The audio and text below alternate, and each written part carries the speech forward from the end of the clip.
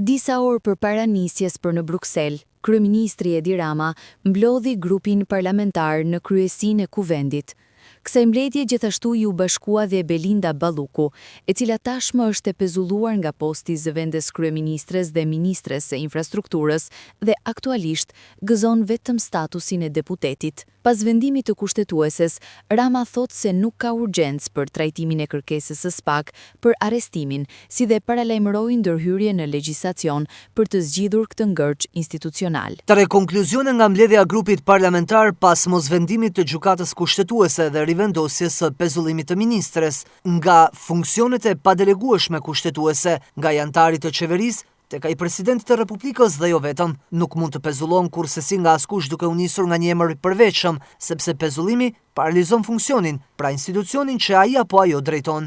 Së dyti, nisur dhe nga leximi i deklaratës publike të gjykatës kushtetuese, ku të gjithë anëtarët e trupës shfaqen unanim lidhur me problemin, po ndahen tek rrugëzgjidhja, grupi parlamentar socialist do të angazhohet për zgjidhjen përmes ndërhyrjes në legjislacion.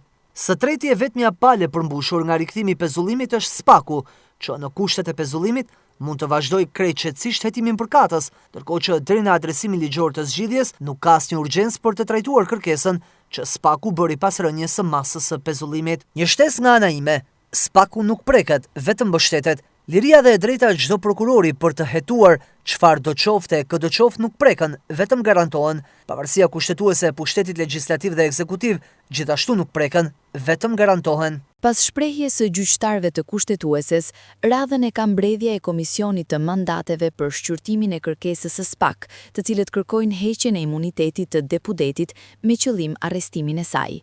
Ndërkohë kryeministri Edi Rama në Bruksel do të takohet me presidentin e Këshillit Evropian, Antonio Costa. Në fokus të bisedimeve do të jenë negociatat për antarësimin e Shqipërisë në BE.